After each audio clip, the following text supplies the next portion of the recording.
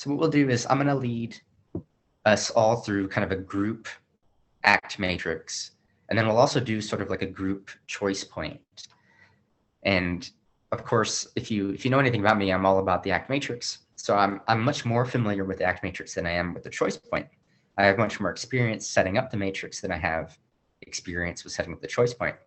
So if you're more familiar with the choice point and you see me doing something and you say, well, wait a second, maybe you should do it like this, feel free to chime in either in the chat or via your voice, and I'll be happy to do that. So let's take a moment to set up the act matrix first, and then we'll do the choice point second. And then we'll talk about kind of what do you notice in terms of the differences between the two, and what do you notice in terms of the similarities between the two. And then we can just kind of have a little bit of a discussion before we go into the history of the two tools, which I think is going to be my favorite part. And just to set all this up, I was kind of shocked at the response that I received for this presentation that I'm giving here. I had no idea that people were so interested in this topic. I have a page on my website about the differences between the choice point and the matrix, and it's easily my most visited page on my website. So a lot of people are searching Google, what's the difference between the choice point and the matrix? So let's take a look at each one, and then we can talk about it together.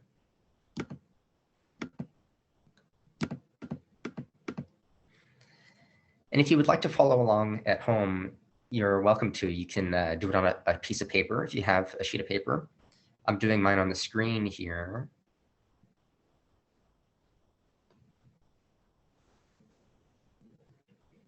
So let's start out with the matrix. To start, we'll just draw a horizontal line with an arrow on each end, just like this. And on the right-hand side of the arrow, we'll put the letter T. And on the other end of the arrow, we'll put the letter A.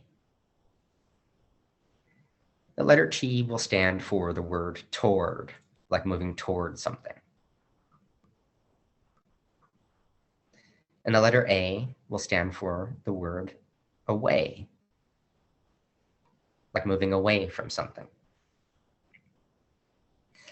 And if you can imagine a rabbit, like a rabbit you would see outside, you can probably also imagine that there are certain things that a rabbit would want to move toward or get closer to, and certain things that a rabbit would want to move away from.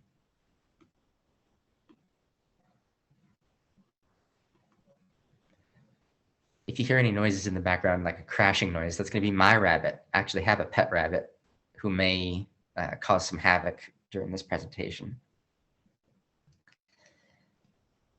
So if we can type into the chat, if you can imagine a rabbit, what are some things that a rabbit might want to move toward or get closer to? What do you think? Carrots, definitely. And rabbits actually love bananas. They're allowed to eat carrots, but only in small doses. Bananas too, but rabbits are fanatics for bananas. They'll go crazy for a banana. So carrots, lettuces, another rabbit, definitely. What are some things that a rabbit might want to move away from? Cars, Elmer Fudd, cats, definitely. So anything that might be a danger to the rabbit, right? Well, it turns out that you and I and everybody else in the whole world, we're a lot like rabbits. There are certain things that we want to move toward or get closer to. Some of those things are actually like carrots and other good things to eat, other people or other rabbits. And sometimes we move away from things. Sometimes that's literally cars. If we're in the street and the car's coming at us, we'll move away from that. Sometimes it's actually things that might hurt us or dangerous to us. So just like a rabbit, we move toward and away from certain things. So super simple concept, but this is actually also a three-dimensional concept. Because you can imagine a rabbit moving away from a car or cat and toward a carrot at the same time. So it doesn't have to be one or the other. It can be both. The only difference really between us and a rabbit is we have like a tiny bit of a bigger brain than a rabbit does. And with that extra brain space comes what I think of as worlds that we have to balance. We have this outside physical world, just like rabbits do. And then we have this interior world, which is all of our thoughts, feelings, memories, and stuff like that. So in here, on the bottom, I'm gonna put inner, and on the top, I'm gonna put outer.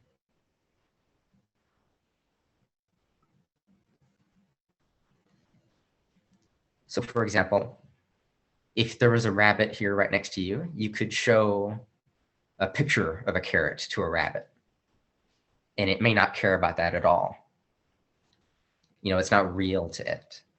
You could show a video of a cat or a wolf to a rabbit, and it might run away for a second, but as soon as it realizes it's not real, it's fine again.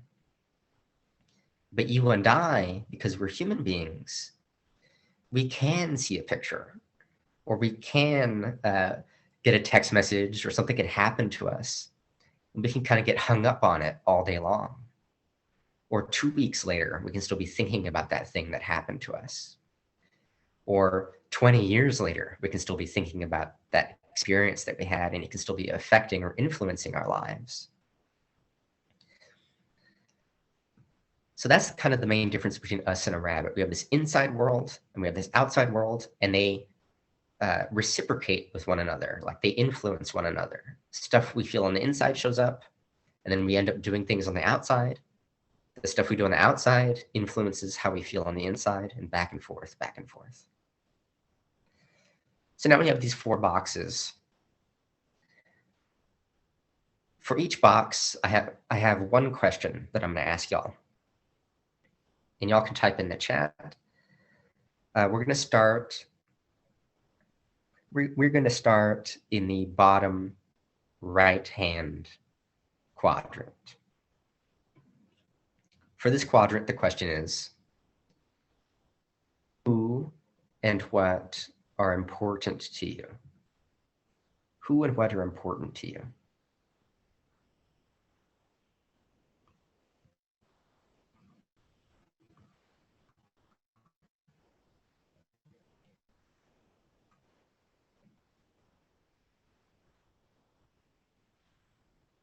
Was that a question mark?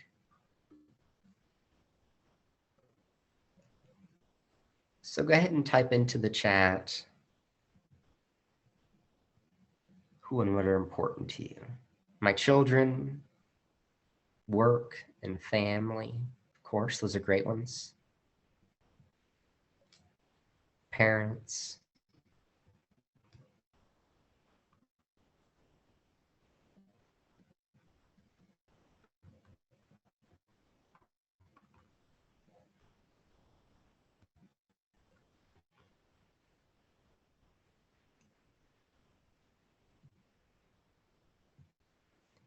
Your profession and health and your cat. Excellent. All good ones.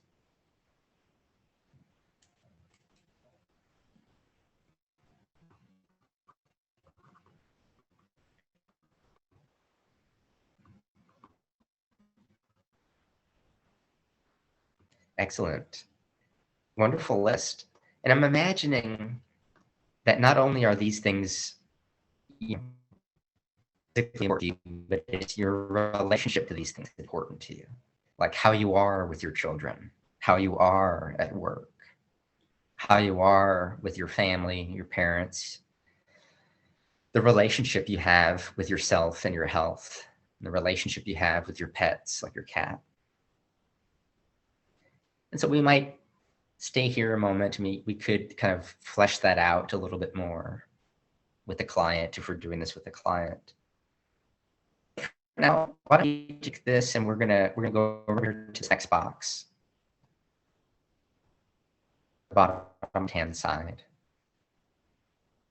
For the bottom left-hand side, the question is, what are some of the things that can show up on the inside of you, like thoughts, feelings, memories, and stuff like that, that can get in the way of connecting with who and what is important to you, or get in the way of, in another sense, get in the way of who and what is important to you?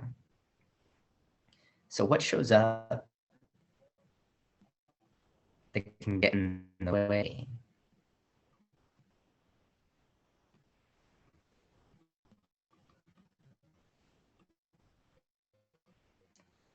Of this stuff over here, the things that are important to you.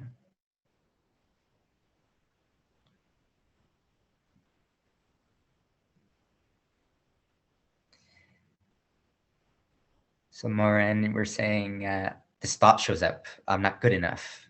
Vana, you've got the same one, I'm not good enough. I have that thought too. Frustration, definitely a big one. So I'm gonna put down, anytime I put thought down here in this box, I'm gonna put it in quotes, like this is something your mind says to you. So we're signifying that it's something that you're being told by your mind. Not enough. Frustration.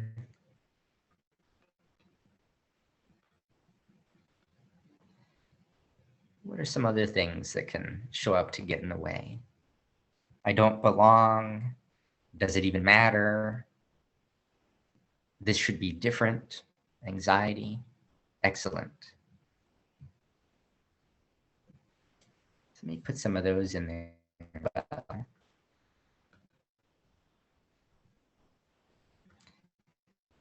Does it even matter?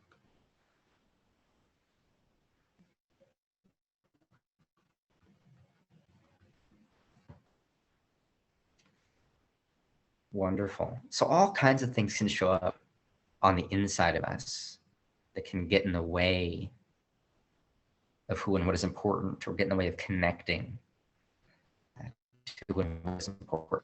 And I've experienced every single one of these thoughts and feelings myself.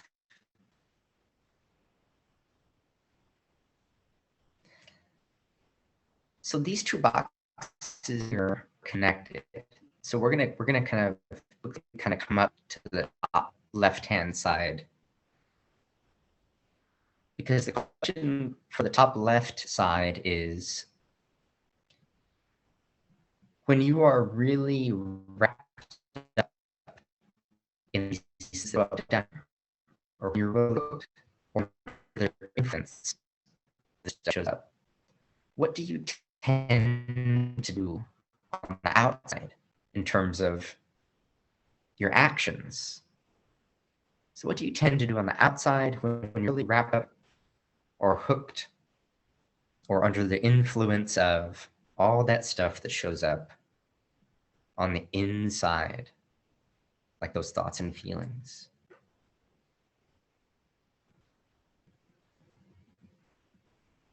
See what you can think.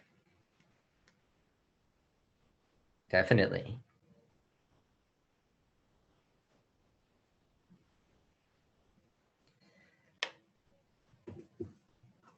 Wonderful. Feel shaky, binge watch Netflix, eat lots of cookies.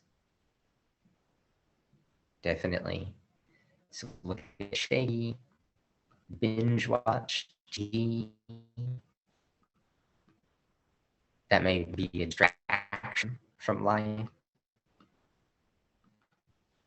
Eat,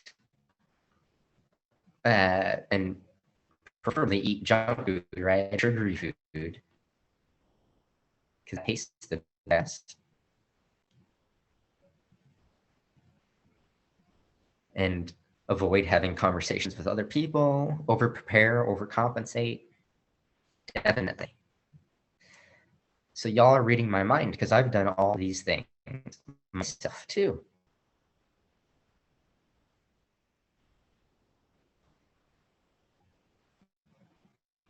Wonderful.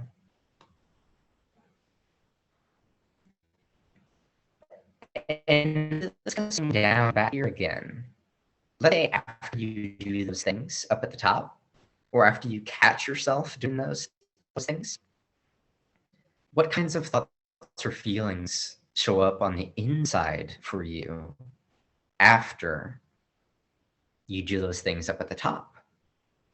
What kinds of thoughts or feelings show up on the inside after you catch yourself doing all of those things up at the top?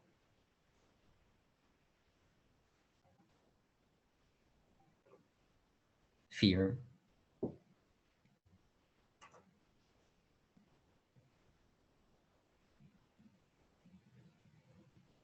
Fear and a lot of anxiety, frustration, shame, guilt, embarrassment.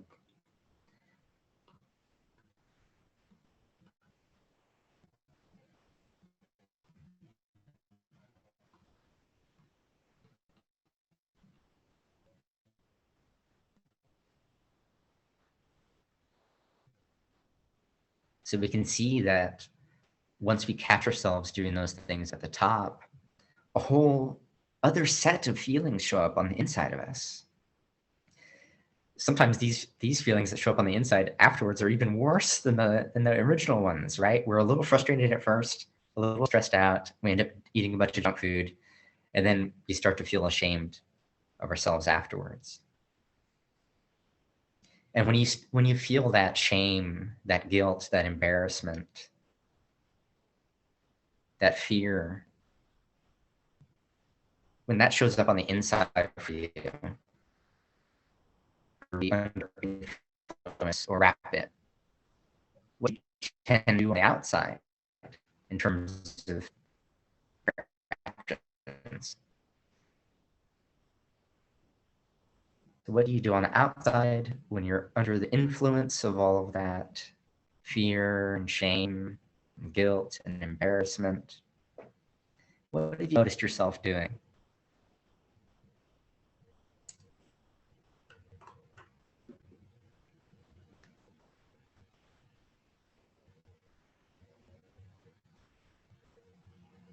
Avoiding contact.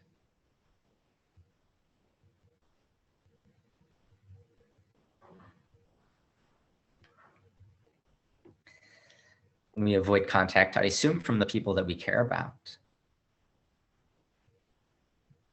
And sometimes you might catch yourself doing more of the things here up at the top, like more binge eating, more binging,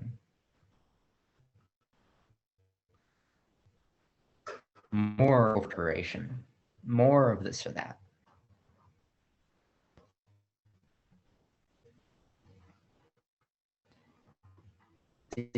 Drawing these arrows. Does that look familiar to anybody? That loop. We call this a loop or a stuck loop.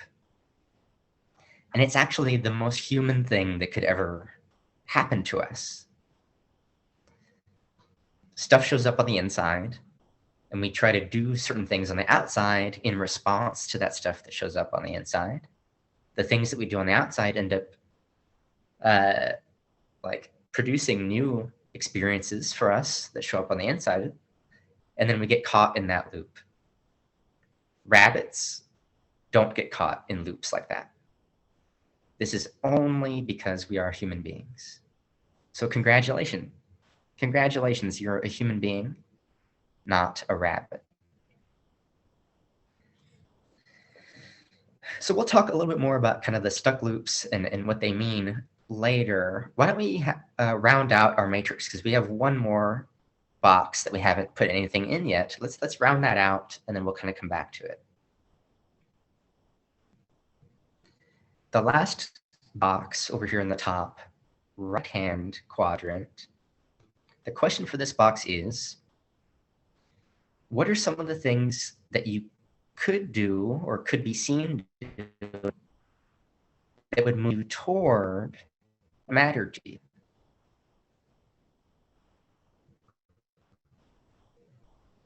So what could I do to move you toward what matters?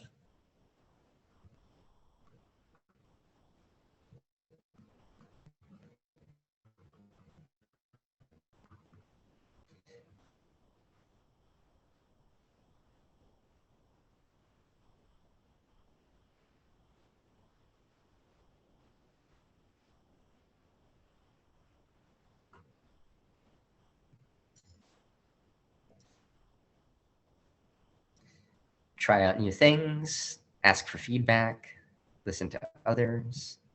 Definitely, we can do that.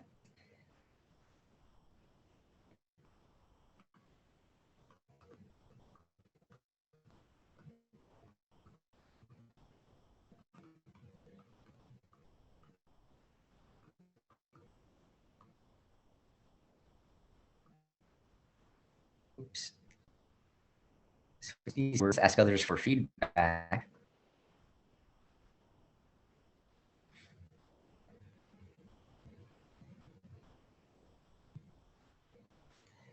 Listen to others, definitely.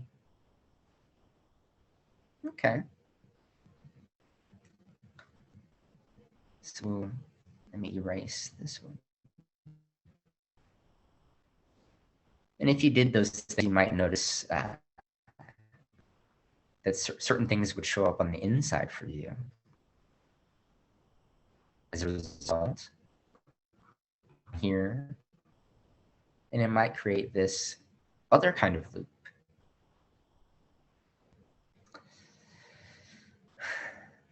So now you might think to yourself, over the course of the last week, or over the course of the last month, or my entire life, which side of the page have I been living my life on the majority of the time? On the toward side or the away side?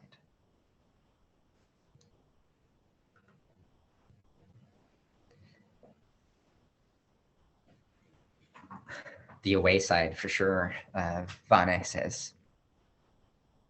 Yeah, and that makes sense because there's that loop there that kind of really sucks us in. So that loop keeps us stuck. That's why we call it a stuck loop.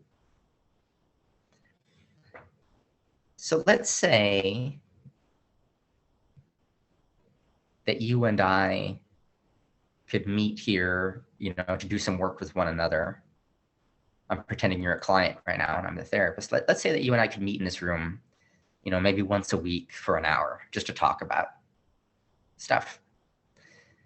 Would it be okay if we made it our goal of working together new and different ways, handling the heroes, and at the same time move in this direction so that you can do more of the things that matter to you? Learning in different ways of handling things that show up down here. Is that something we could do together?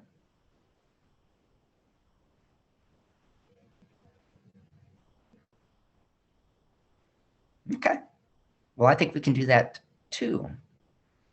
So starting today, right now, we're going to set this goal for one another. Every time we meet, we're going to be laser focused on helping you learn new and different ways of handling the stuff that shows up on the inside that can get in your way, and moving you in the direction of what matters at the same time.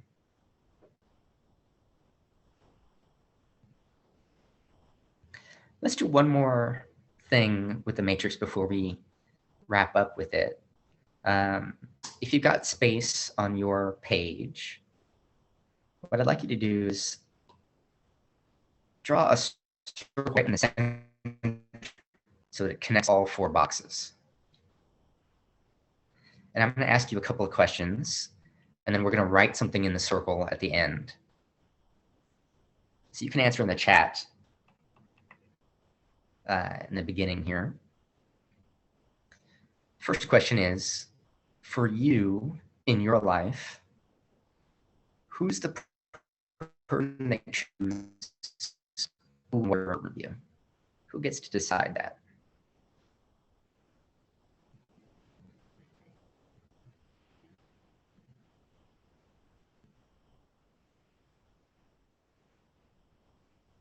You do. And for you, as a person, who's the only one who can actually notice all someone's inside of you? Even nobody else can tell that it's there.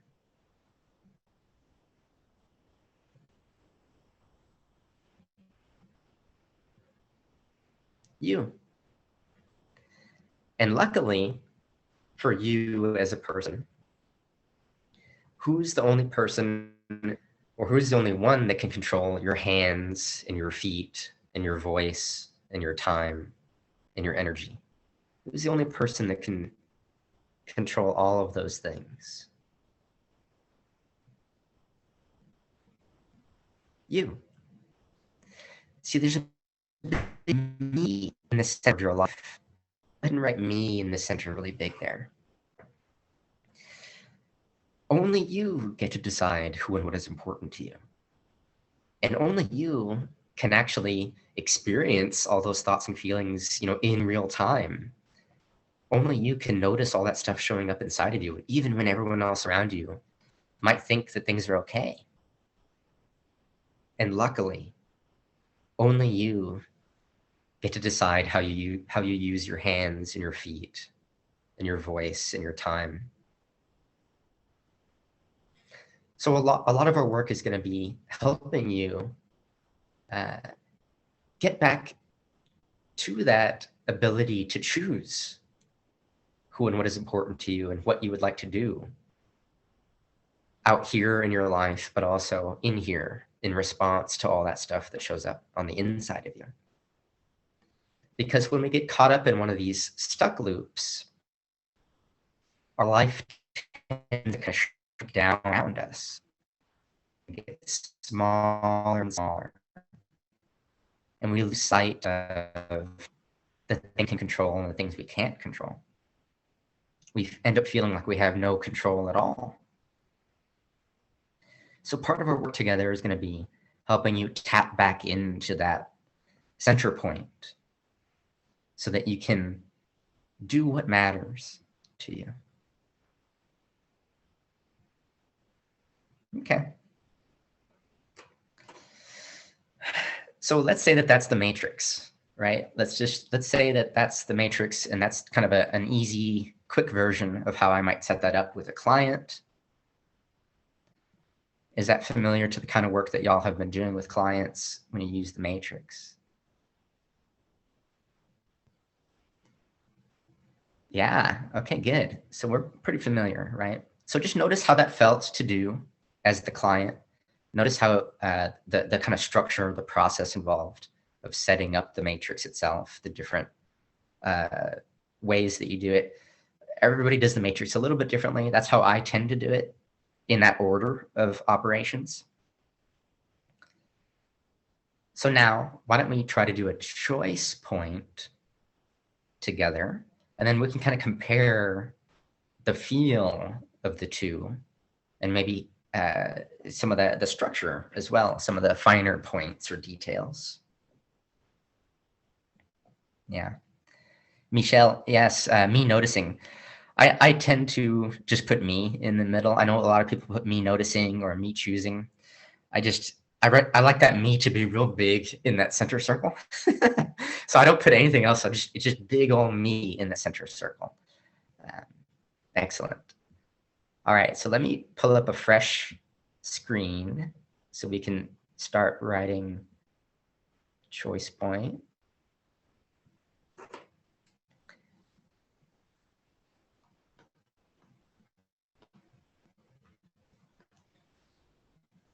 All right, so for the choice point, I've actually been, the way that I do it is from Patricia Zarita Ona's work, and she has a couple of books out on OCD, and one of them is working with children, and another one is working with adults with OCD. And so she's the person that I'm most familiar with when it comes to the choice point. I know Russ Harris does it a lot, but I've never really kind of done like one with Russ Harris. So the way that I do it is similar to the way that Patricia explains it in her books. And so the way that we start off in that sense is by talking about, what are some of the situations that you come across in your life. So what is some of the situations that you come across in your life that you find yourself getting stuck in or struggling with? So you can think of maybe a specific situation that you encounter that you've noticed yourself struggling with before, and you can type that into the chat. Maybe it's a family situation, maybe it's a work situation.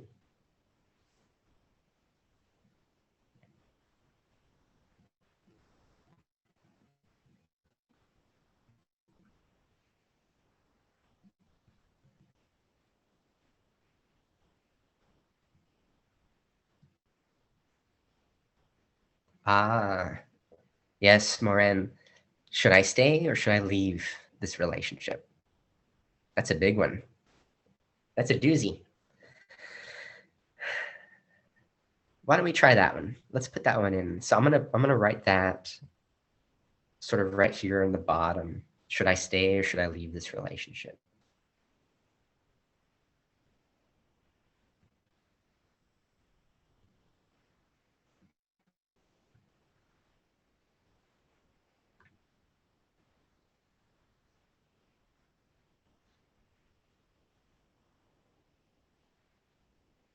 And I'm sure in your experience, there has been times when that situation has shown up for you, and maybe you have done things in a way that would be hard to look at in the mirror. Maybe that situation has shown up, and then you've acted in a way that isn't your character. It isn't consistent with who you want to be. And I'm sure that other times that situation has shown up and you have acted in a different way, in a way that is consistent with your character, in a way that you can be proud of and really appreciate. Can you think of maybe a time when you encountered that situation and you ended up doing something that it was outside of your character or inconsistent with the way you want to be or the kind of person that you want to be?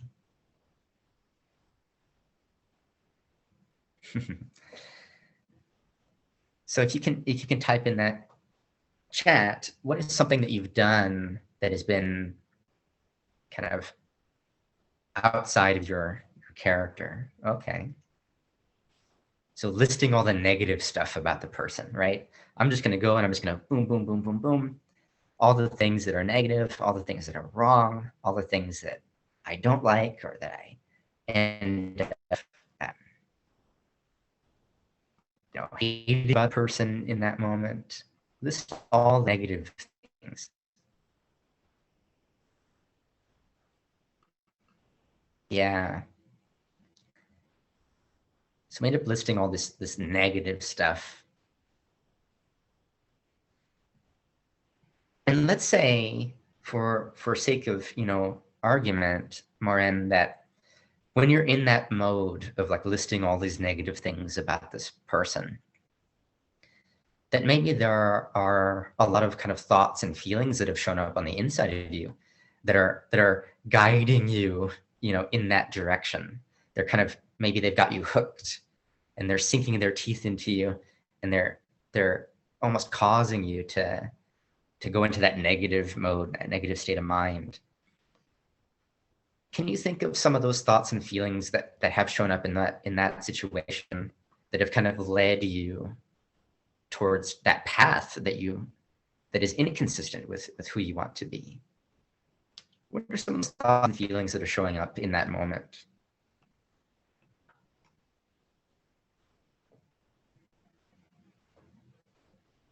Yeah, there's feelings of hurt there for sure.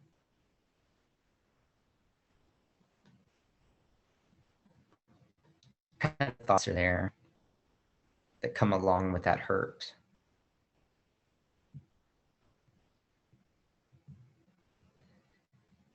It's a sense of betrayal for sure. Not being listened to or getting enough attention. So maybe there's a thought there like, they're not listening to me or they're ignoring me.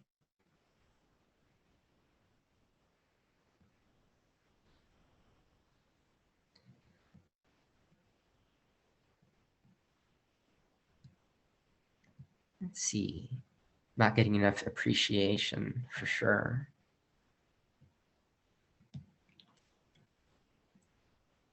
Turn that into a thought as well. I'm not being appreciated enough.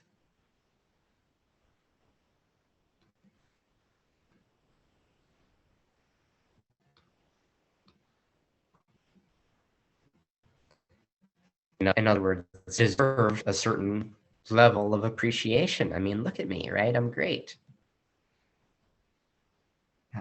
I will die from boredom.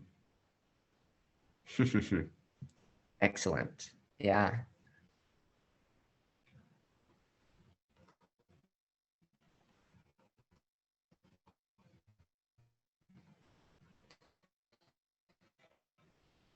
So all of these thoughts and these feelings, they show up in this situation. And when you get really wrapped up or hooked by these thoughts, they kind of end up guiding you down this path that I'm sure doesn't feel very good to take. Like after you've listed all those negative things, after you've kind of sat there and just kind of stewed in all that like negativity, I'm sure you feel great afterwards, right?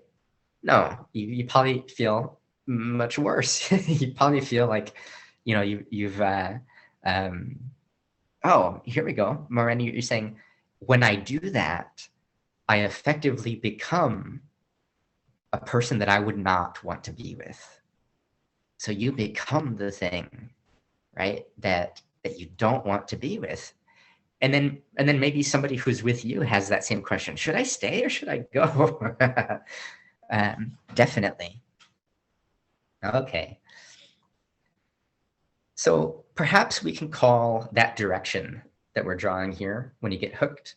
Perhaps we can call that away moves. Like when you get hooked by those things, you get kind of pulled down this away path, and you end up doing these things that are away moves. And some of that is the negative listing. I'm sure your tone of voice changes. I'm sure the way you speak changes and stuff like that. Anything there that is inconsistent with the kind of person you want to be, maybe we'll call that stuff away. So we'll just do away moves.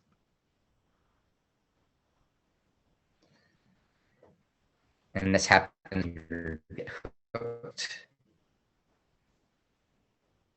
All these things down here. Little fish hooks. Okay. And what I would like you to imagine is those other times when maybe you've encountered that situation, should I stay or should I leave? But you've caught yourself kind of doing something that is consistent with who you want to be. Like maybe in that moment, somehow, some way, you're not hooked. Like you've been able to release yourself from some of those thoughts and feelings that are not sticking to you as strongly.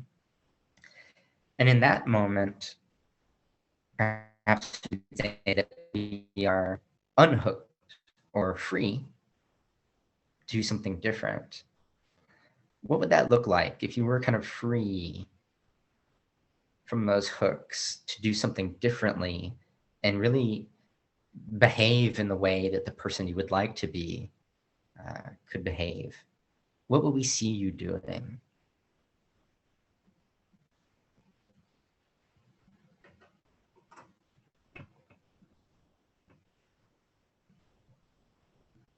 What do you think? What would we see you doing in that context?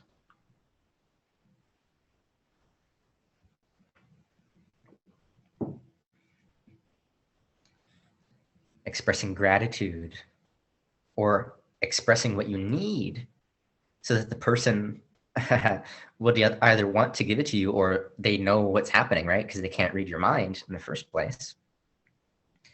So in other words, you're basically going to express your needs. And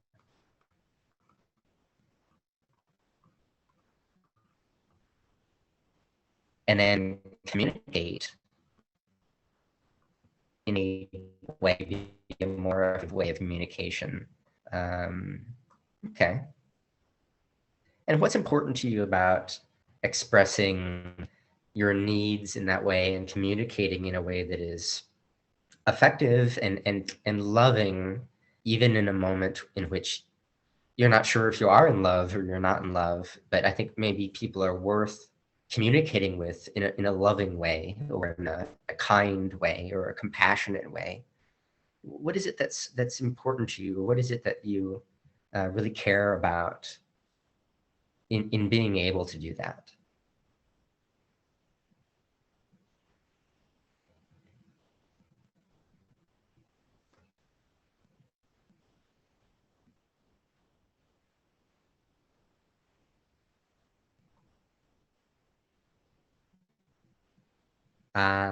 Being genuine and empathic.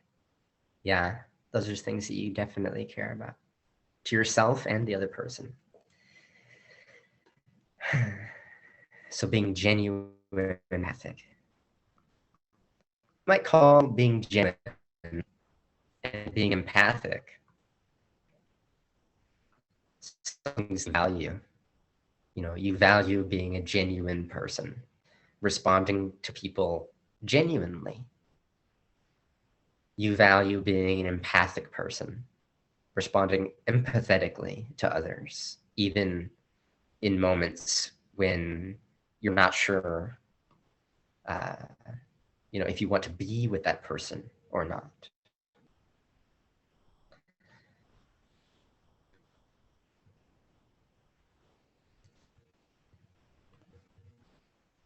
And so let's say right here in this point of diversion where the situation arises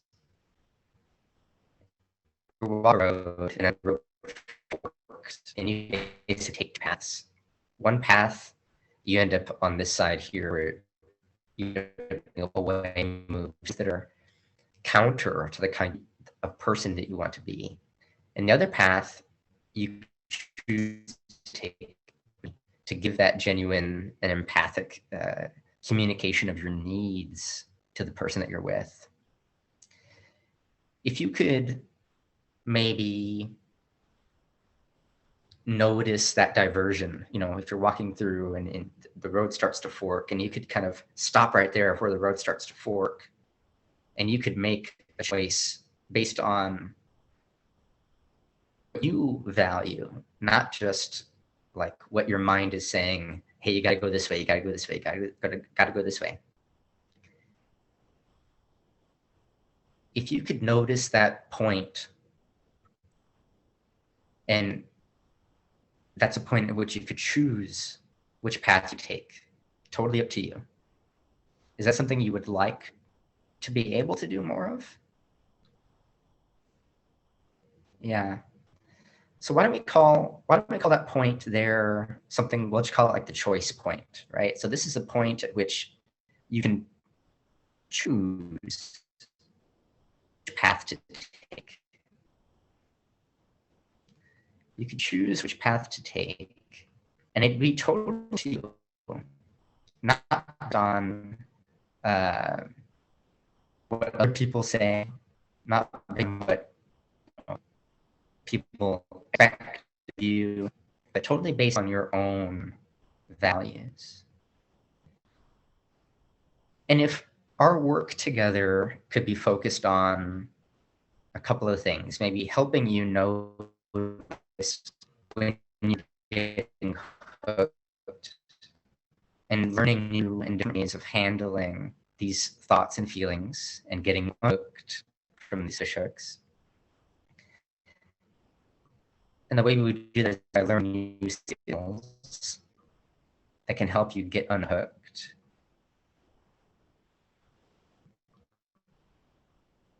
Is that something that you think we could do together, or that would be worth spending some time on, working together? Learning ways of getting unhooked and learning new skills that help us move toward the kind of person that we want to be. For sure. Okay. So maybe we can use this little map that we've created together in future sessions. I'm going to send it home with you today. And then all we can do, all we'll do together is in certain times in our sessions, I'll ask you, where do you think you are on this map? Are you over here on the away side, or are you over here on the toward side? Let's see if we can find that point of choice down here in the center. And let's practice some of those skills that we're learning. Okay. All right. So let's say that that's the choice point. So maybe that's not exactly the way y'all do it, but that's the way I would do it if I did the choice point. I've only done the choice point like once with a client. I don't tend to do it, but that's probably how I would set it up. Is that similar to the way that you might set it up for the first time with a client, or is there anything there that you would do differently? This would be like an initial setup for somebody who's totally unfamiliar. What do you think?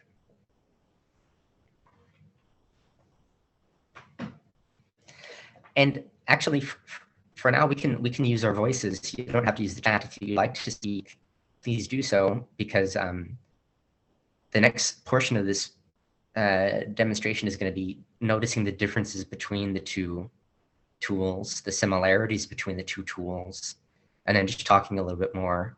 And then I'll dive into the history of the two tools and maybe why they're so similar and why they have key differences. So if anybody wants to unmute themselves, please feel free to do so.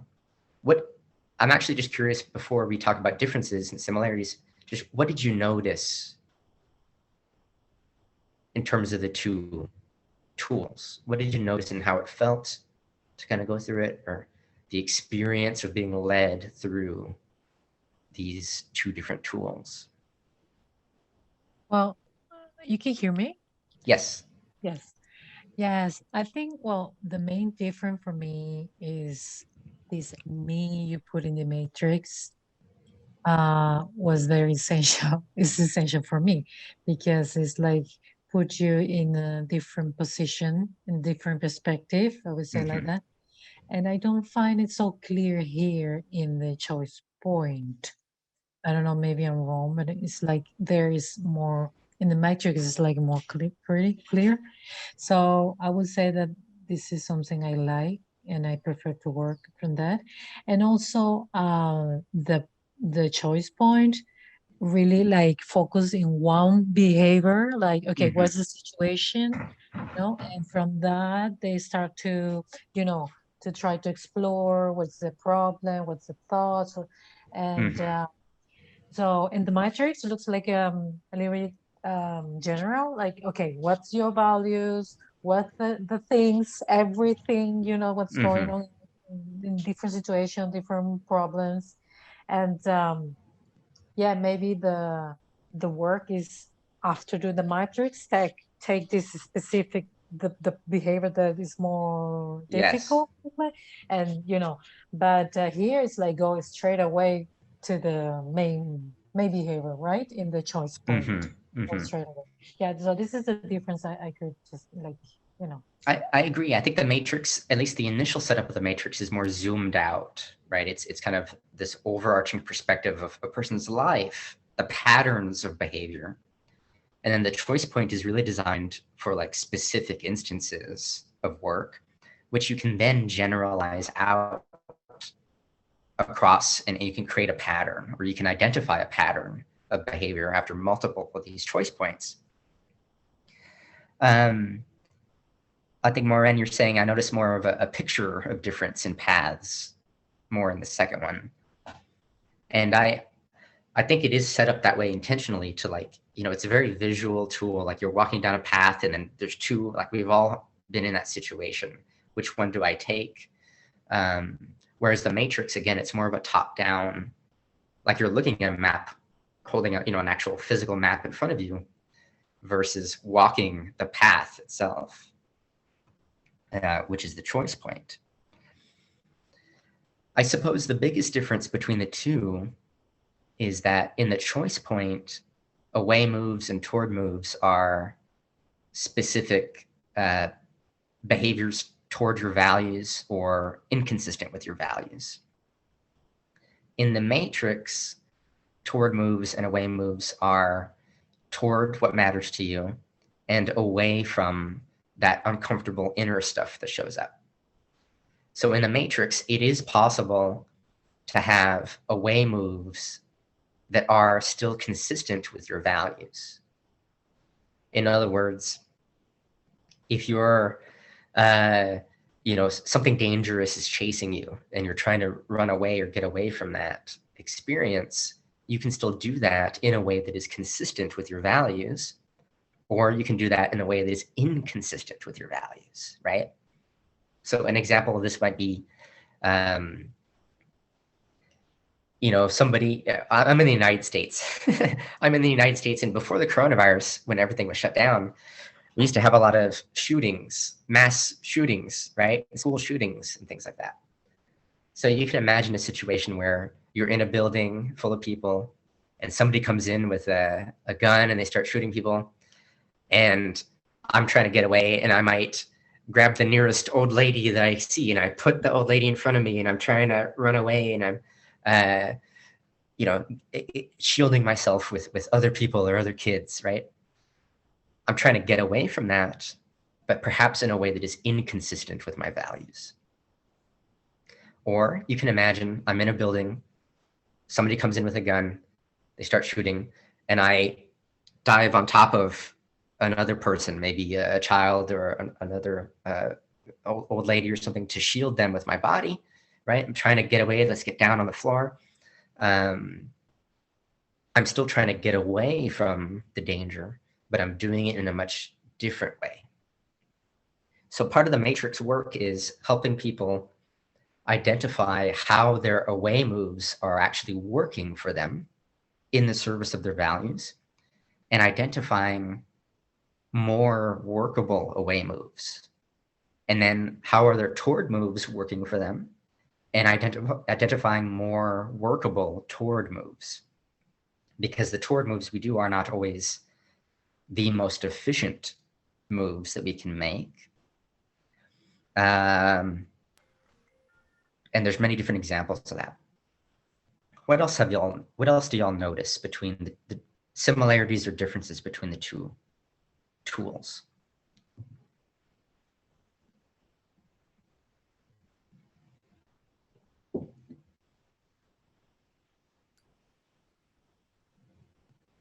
I want to say that I personally really like the visual, and I wonder if this works well for people that are more visual versus people that are not. Have you found that to be true, or do you ever meet somebody with resistance towards this because it might be too visual? I haven't. I do it with every client I meet as a part of my intake session. Right. I do the matrix with them. And every client that I've ever worked with has been fine with it. In fact, I get the comment afterwards. So like after I finish the matrix with them, I do some processing. So I ask them like, what was that like? I say, what would like to map your life out in this way? And I always consistently get this comment of, wow, like it was really helpful to see it mapped out this way.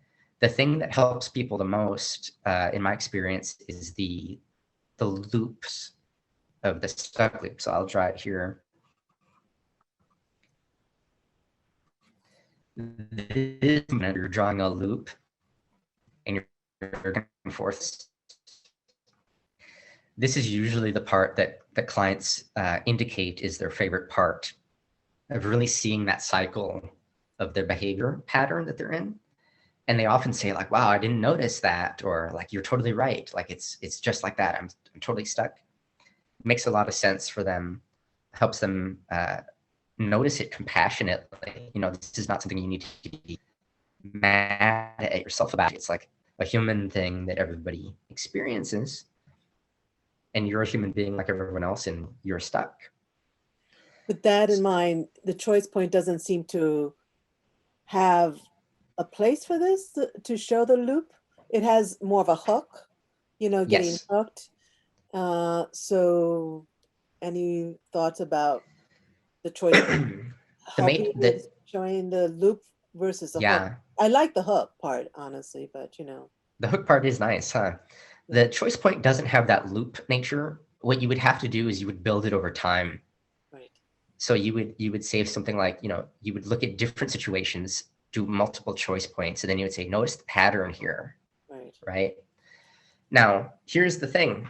The reason that I did this discussion, or called for this discussion, and have written about this extensively, is the choice point and the matrix are both great, but it's really hard to use them both at the same time because they both say toward and away, but they mean slightly different things. So if you're trying to use them back and forth with the same client, it's very easy for the client to get confused about what is a toward move, what's an away move. It's also very easy for the clinician to get confused. And 9 times out of 10, so I train the matrix, you know, to everybody I meet, all different clinicians. 9 times out of 10, clinicians will end up using the matrix as if it was the choice point. Mm-hmm. So they will write, you know, on the matrix toward values and away from values. Well, people tend to combine them this way. They'll go toward values, away from values. But as you'll see when I go into the history of the matrix, this is not the way the matrix was designed to be used.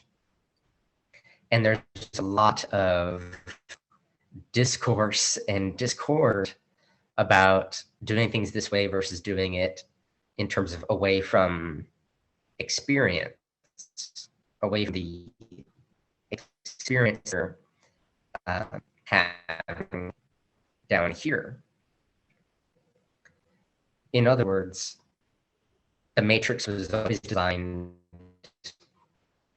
to be about the difference between moving forward matters and the difference between that and moving away from something that is uncomfortable to experience. So that's kind of like the main difference that is hard to reconcile. But anyway, Jacob, to reconcile one question. Yes. So you said you use more matrix, right? Mm-hmm. But when you want to work like specific behavior, like something that really are like stuck, you know, in the client's life, how you do that with the matrix? Yeah, with the matrix, we can put a specific behavior into them. So let's try that out together. So let's use the same example that we did with the choice point. We'll put it down here. So the situation was, should I stay or should I leave? Okay. So I might say, you know, after somebody's familiar with the matrix, I might say that feeling, should I stay or should I leave? Or that thought, should I stay or should I leave? Which quadrant does it fit into the best? And somebody might say it's something down here because it's something that shows up on the inside of me. Yes. And it's hard to hold on to. Mm-hmm. And then I would kind of guide them around, and I would say something like, when this thought is showing up, what do you tend to do on the outside? And then this might be of things.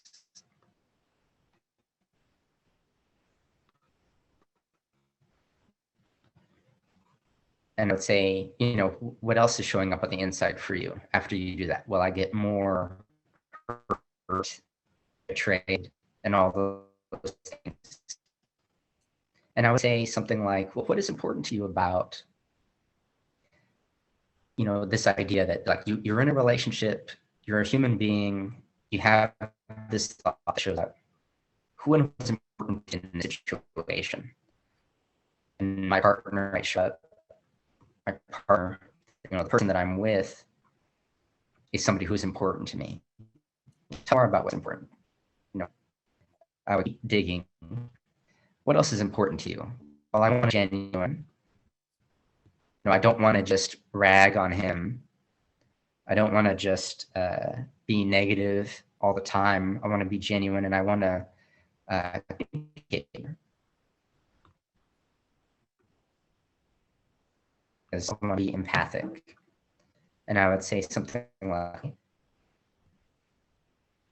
if you could connect to some of those things, what are some of the toward moves that you might make in this situation? Is there something that might move you toward those values that you have or the things that you care about?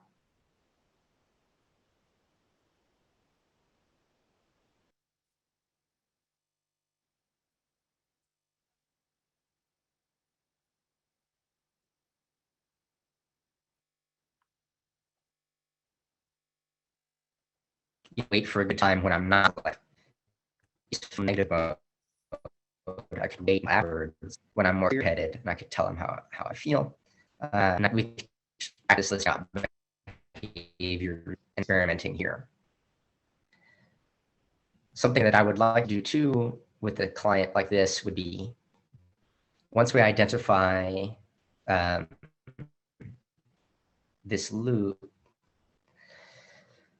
I would say, I would go through looking negative third part. Is that consistent with the kind of person, that you want to be? There have another way that you can respond to this thought, should I stay or should I go, and all those feelings. Is there another way that you can respond to those that is closer to how you would like to be? And that might be, talk to my mom about my situation, who isn't a very negative person, right? My mom is usually somebody who can help me figure out both sides of a situation. So that's still getting away from the feelings a little bit, but it's doing it in a more workable way. And there's nothing wrong with that. Like in the matrix work, it's not like away moves are bad, you got to stop doing them. And toward moves are good, you got to start doing those. You can still do away moves, it's fine. As long as you're aware that they're happening, and as long as you're doing them in a way that is still true to yourself. That's also a main difference between the matrix and the choice point. Right. The choice point, you are trying to guide the client toward the toward side. Like you're saying, away moves are bad, essentially. Like that thing you're doing, it sucks, doesn't it? It's bad. You probably should be doing this other stuff, or at least it can feel that way to a client if you're not careful. Yeah. And also what I find very useful on the matrix is, for example, if the client also, kind of know how to use this tool, the matrix, and they don't have a clue what's the problem, what's the behavior that is there. He can make like a general, like a map, like you said, just put everything in there, just make a like separation of what is values, what the barriers, all that, and can help him to clarify a little bit what's going on in this moment, no? Yes. That is different than choice point, because in choice point you need to have a specific thing, a specific behavior. And sometimes you don't know really what's there, you know? Mm-hmm. So definitely, choice point's more specific. Similarities, of course, obviously they're both just diagrams. They're both visual tools that help you sort out your experience. I'm going to pull up another screen.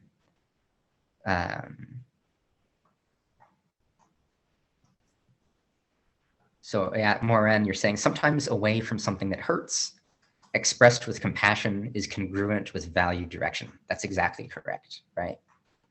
Whereas in the choice point, there's really no room for that. The away moves are always the thing you're trying to do less of. Let me see if I can share. Oh, here we go. Russ Harris, of course, has written about the matrix and the choice point and their differences. And he also has a PDF that explains the choice point. And I want to show you that because there's something very interesting in it, in his.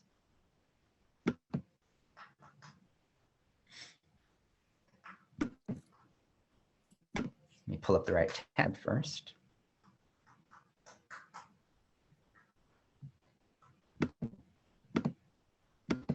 Here it is.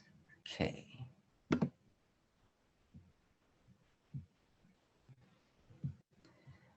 So this is a screenshot from a PDF file that Russ Harris created to explain the choice point. And I'll put the download link for that in the notes. So anybody who's attending this, I have a Google Drive folder full of materials. And it includes my notes. It includes all the pictures we're going to look at and links to various discussions and videos and other things like that. So this is a screenshot from a section of his explanation of the choice point. And if you notice, he's got these 4 paragraphs here or sentences. And down at the bottom left, it says, what are the challenging situations, thoughts and feelings in your life today? Number 2 is when you get hooked by your thoughts and feelings, what kinds of away moves do you do? And that would be acting ineffectively, behaving unlike the person you want to be. And then number 3, what kinds of toward moves do you already make or would you like to make or start making, acting effectively, behaving like the person you want to be? And then number 4 is who do you care about and what do you care about, what matters to you? So this is a very interesting picture because it's basically the matrix. You can easily just insert the matrix right in there, and you just have to adjust the language slightly. But down here in the bottom right is who and what is important to you. Down here is what shows up on the inside that is challenging or that can get in the way. Up here would be when you get hooked or wrapped up by that stuff on the inside, what do you tend to do? And then on the other side here, top right is, what are some of the things that you would like to do that move you toward what matters to you? So I've always thought that image is very interesting, that there's a hidden matrix inside the choice point. You just kind of have to find it. Okay, so why? Why is there a hidden matrix in the choice point? Well, part of that goes into the history of the 2 tools. So before I move into the history, I just want to see, does anybody else have any more comments or questions? That noise behind me is hay being removed. We've got a big old block. I have literally a bale of hay in my house and for the rabbits to eat. But does anybody else have any questions, any more comments, or any other things that they've noticed in terms of similarities or differences between the 2 tools that they want to share?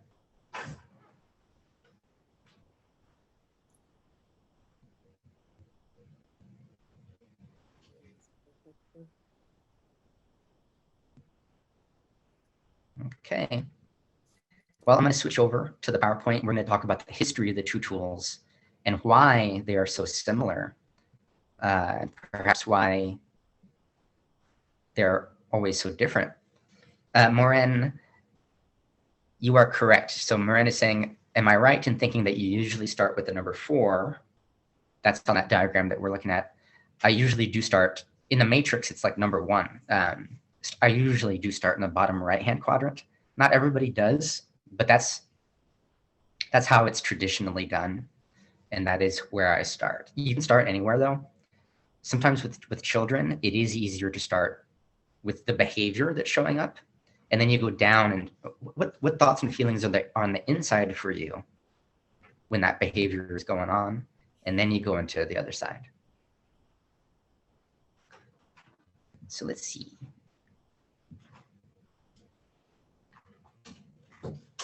So I'm going to share my slides here. Present.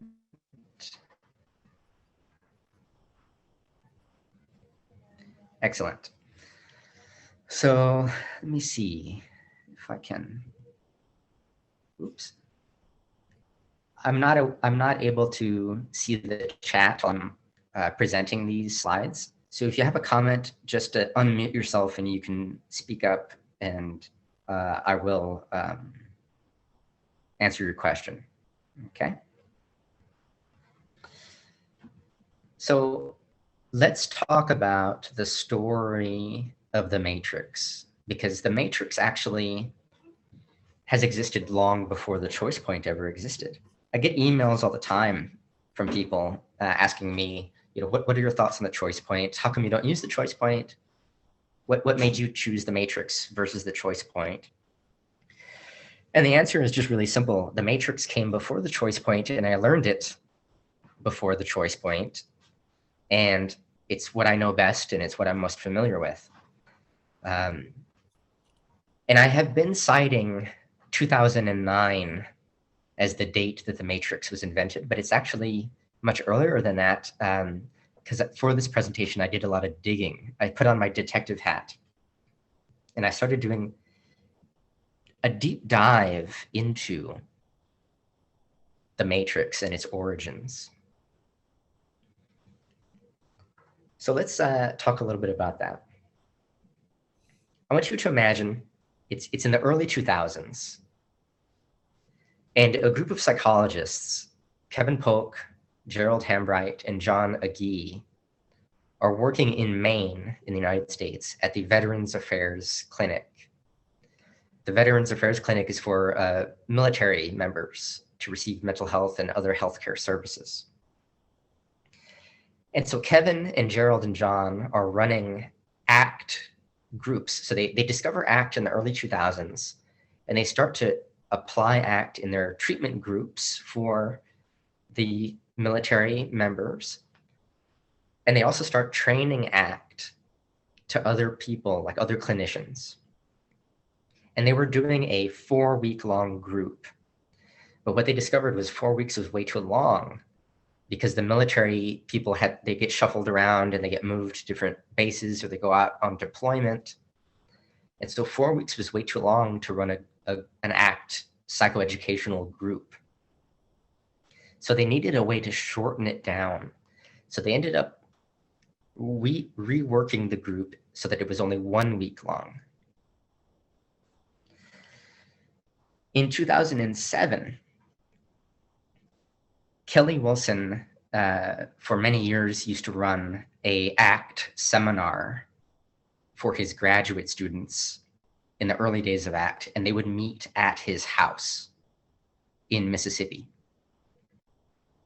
And one of Kelly Wilson's students in 2007 was going to go and do an internship in Maine at the Veterans Affairs Center where Kevin Polk worked. And Kevin Polk was going to be her advisor at that center. So Kelly Wilson invited Kevin Polk to come to his house in Mississippi to give a presentation on how he's doing ACT. Kelly Wilson describes this event in the original ACT book published in 2014. He says, "I briefly introduced Kevin and gave him the floor. What followed was a description of ACT groups that was unlike anything I'd ever seen. It was active, it was vital, and to my delight, it was intently focused on growing rich and meaningful lives. Hard thoughts, emotions, and memories were all things to be sorted and noticed on the way to a richer and more meaningful life. It was simple, and it was brilliant. The students loved it. One of them called it ACT Gone Wild, and the name stuck." Following this event, Kelly Wilson persuaded Kevin Polk to come to the ACT Summer Institute 3 in that same year. It was going to be in Houston in 2007. This is long before there was the ACBS conference. So there was no world conference at this time. Instead, groups of people were just getting together in the summertime, and they were doing a summer institute for ACT. And this was the very third one. So Kevin goes to that summer institute, and for the next couple of years, he starts training ACT under the name ACT Gone Wild. And I was lucky enough to track down the original PowerPoint presentation that Kevin Polk used in 2007 at the ACT Summer Institute in Houston. And I looked through that PowerPoint, and I was really hoping that there was going to be some kind of like prototype of the matrix in there, like something that was going to be a clue to the matrix evolution. But it doesn't have anything like that. There's no diagrams in it. There's nothing that would make you think it was the matrix. The only thing that really resembled the matrix was this slide here. And this is a slide from that PowerPoint. It's a 3-minute intervention, and they just go through, what do you value? Has your struggle with whatever gotten in the way of doing things for that value? You might notice yourself when it gets in the way, and then I'll call you for a follow-up in a couple weeks. So you can see this is kind of similar to the questions of the matrix: who and what is important to you, what shows up on the inside that can get in the way, and then what do you end up doing when it gets in the way? In subsequent years, the approach that Kevin and his crew were using shifted from being called ACT Gone Wild to the I view. And in May 2008, Kevin and Gerald Hambright were providing training on the I view method, which did include a prototype diagram of the matrix. And it looks a lot familiar, doesn't it? So check this out. This is the I view that they were using at that time in 2008. I also have an early set of instructions for setting up the I view with a client, and it's fascinating. It's actually very complex. It's way too long and cumbersome to do with a client. It's like a PDF file of, I don't know, 4 or 5 pages or something. And so that's in the materials for this training as well. But basically the way it worked was you drew a circle that was the world, and then you drew a circle underneath, inside of it, that was the body. And then you drew a circle inside of that one, which is your mind. And then another circle, which is you, a combination of your body and your mind. And then we have valued actions on the right-hand side, stuff that you're struggling with on the left-hand side. Exactly 1 year after creating the I view diagram, Kevin Polk and Gerald Hambright evolved the tool and changed the name to the grid. The grid replaces the eye view, and Kevin Polk writes about it on the ACT ACBS website on May 18th, 2009. He says, there's been a significant change to the Polk and Hambright group ACT protocol. We've replaced the eye view with the grid. And he says that they started using this grid, in other words, the arrows on the eye view by itself without the circles on the eye view. And he noticed that people were they were getting the material much quicker just by using lines rather than all these circles. It was too complicated. So Kevin describes the grid as training 2 discrimination tasks that the eye view contained, but weren't explicitly trained. I was also able to track down an original PowerPoint presentation that Kevin Polk did explaining the grid for the first time. And in this presentation, which was in 2009 at the ACBS World Conference,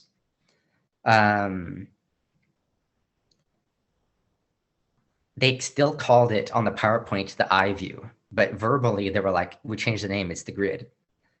So what follows are actual PowerPoint slides from this presentation. So here they use the grid as a form of conceptualizing ACT cases. The bottom right-hand quadrant has things that are important to you. Bottom left has the problems that you're facing.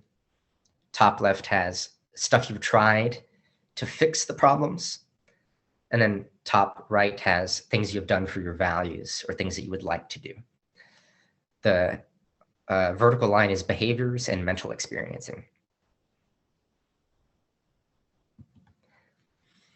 They also use it for treatment planning, in which they have strengths in the bottom right, problems in bottom left, problematic coping behaviors in the top left, and treatment goals, behavioral treatment goals in the top right.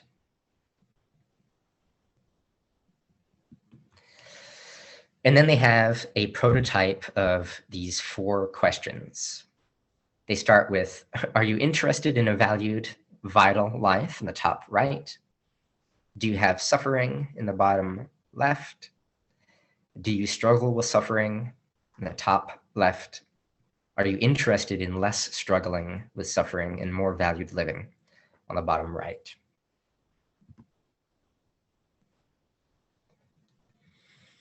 And then they go on to use these questions, and then they walk people through the matrix. I'm sorry, the grid at this time.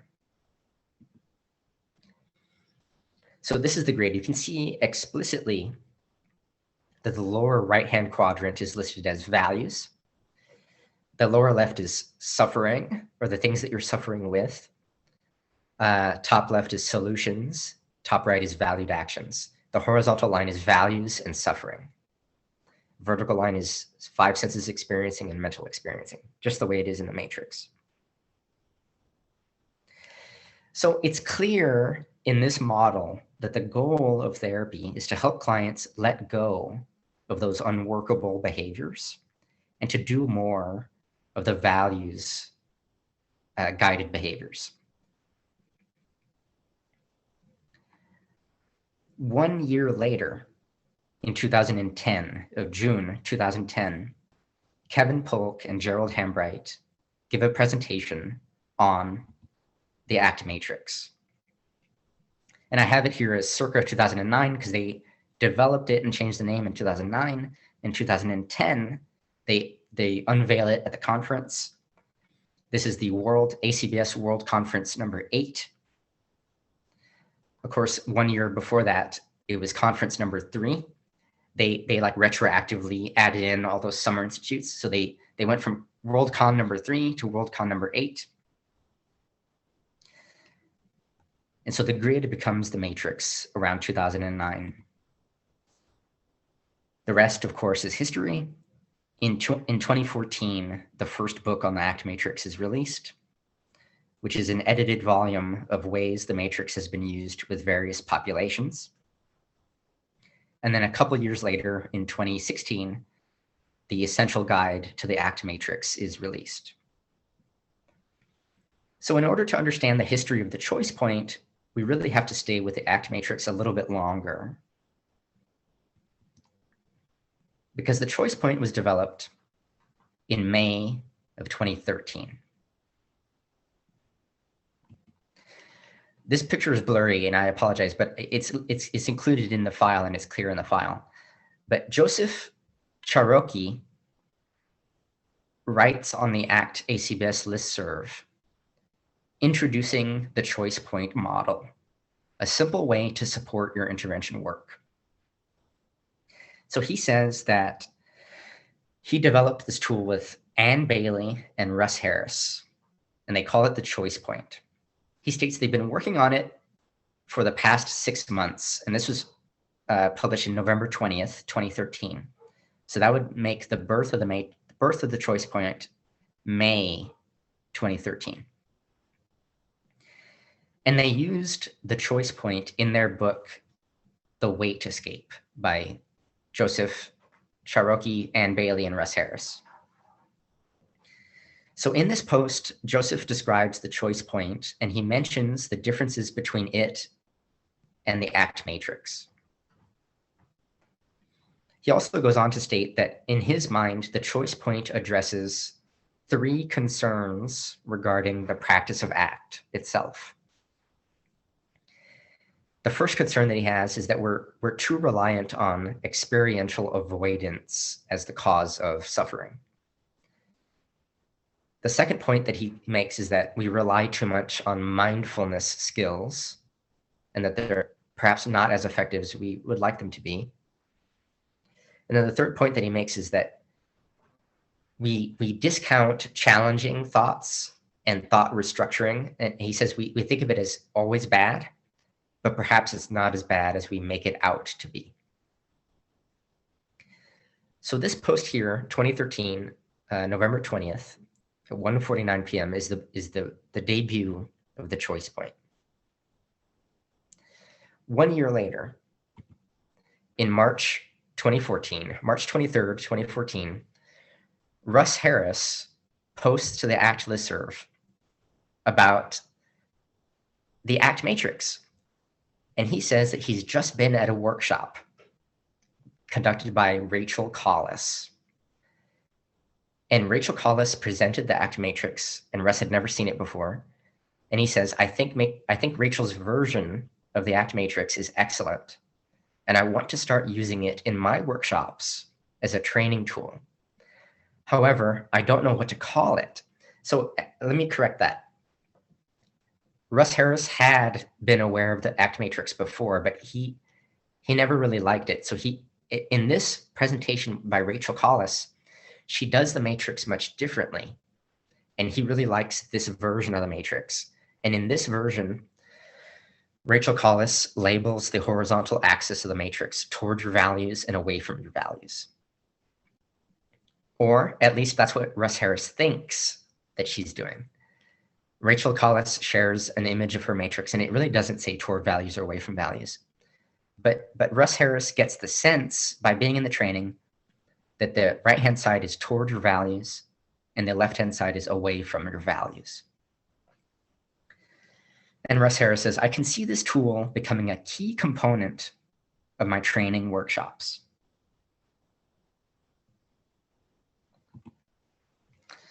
Benjamin Schoendorf shows up in the thread, and he says that Rachel's matrix may actually not be much different from the traditional ACT matrix. And Benji says that there are times when he does use the upper right and upper left to be toward values and away from values, depending on the client's needs, and that it's often flexible, and you can use it that way if you want to. So Russ is smitten with this new version of the matrix, but he's really thinking of it as something that is separate from the traditional matrix. So Matt Valat chimes in. So that one post unleashed like this huge wave of posting on the listserv, and I was there at the time.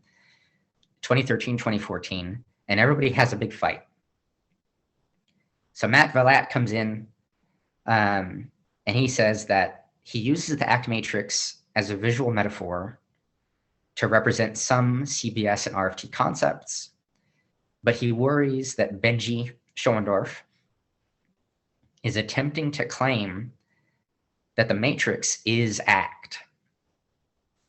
And he understands that Benji knows what he's doing when it comes to ACT, but he worries that new learners of ACT may miss some of the fundamental behavioral and RFT principles. So eventually the listserv thread descends into chaos. Everybody gets their feelings hurt, as listserv discussions often do. So March 23rd, 2014, Matt Vallat says, I've talked about the ACT matrix in almost all of my clinical RFT workshops. I think problems can start if the metaphor replaces the RFT CBS principles underlying ACT. We build our metaphors based on principles. We don't build or alter principles to fit our metaphors.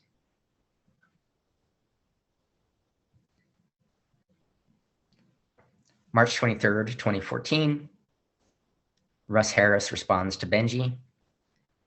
He says, there's no doubt that the matrix is a fantastic, pragmatic, powerful, and flexible tool, and I believe it accomplishes more in one single tool than any other single ACT tool yet created.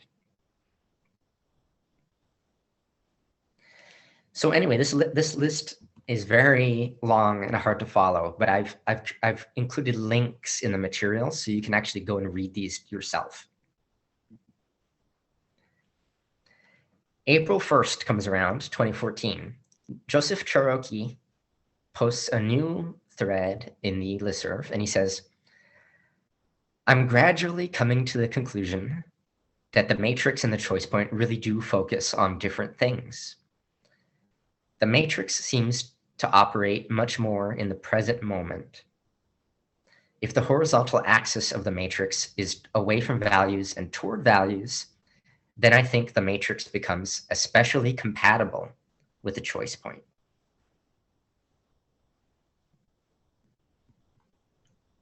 April 2nd, 2014. Kevin Polk chimes in, and he says, as you pointed out, the choice point model uses toward and away from values on the horizontal line. There's no horizontal line in the choice point, but that's what he's talking about. He says, this is a very fundamental difference. So the matrix is one way of doing things, and the choice point model is another way of doing things. There is no need to change either of them. Let the matrix be what it is, and let the choice point be what it is. April 2nd, 2014, Russ Harris chimes in and says, wait a second, I'm confused. He says, earlier in the discussion, it sounded like you said that sometimes the matrix can be toward and away from values. And he's not clear on whether or not, if you use the matrix and you label it toward values and away from values, should you call it something else? Should you call it a modified matrix or whatever? Or should you call it a life map? Julian McNally had chimed in and said, maybe you should call it a life map. April 3rd, 2014, Benji responds to Russ and says, looking at behavior as away or toward from values is useful as a criterion, but not so much as a help in identifying controlling antecedents. Putting it as the only horizontal sorting task toward and away from values takes us away from functional analysis and into the realms of morals, away from our functional contextual roots. Russ Harris responds, April 3rd, 2014. He says, Rachel's matrix and the choice point help clients discriminate more than just experiential avoidance, and that any tool can be used in a moralistic way, and that is a failing of the therapist, not the tool.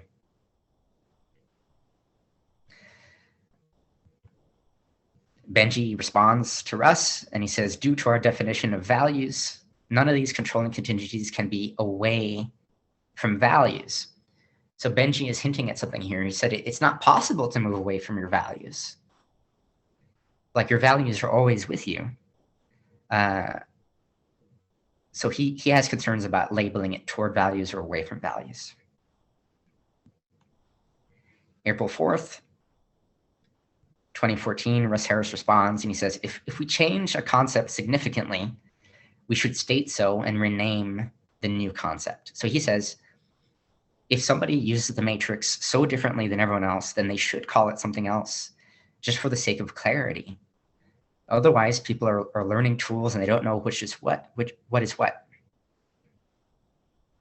Interestingly enough, he says, if somebody were to change the hexaflex and change self as context to flexible selfing instead of self as context at the bottom, he says, I would want that person to say that they're using a modified hexaflex and explain how it's been modified from the original version. This is funny because many ACT books published after this date, do change self as context to flexible selfing. And so that change has been widely accepted without any concern.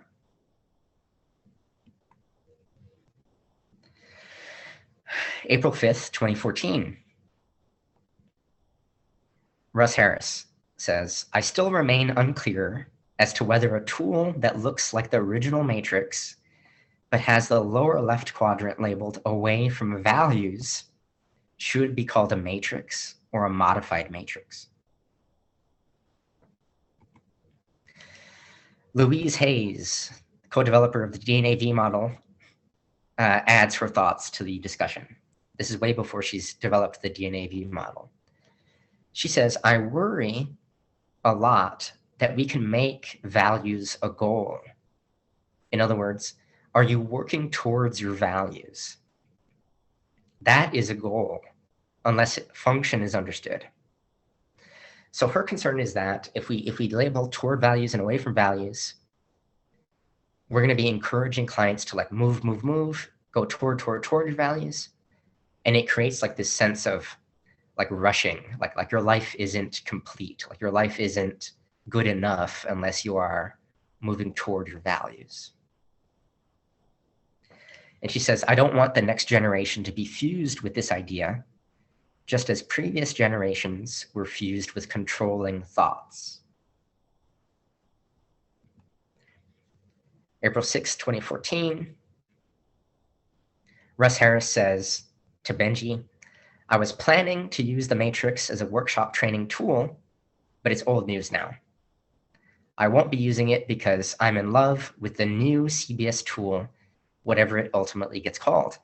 And I was confused because I didn't understand what he was talking about here. A new CBS tool, I assumed he was talking about the choice point, but that does have a name. Well, I did more digging and it turns out Matt Villatt,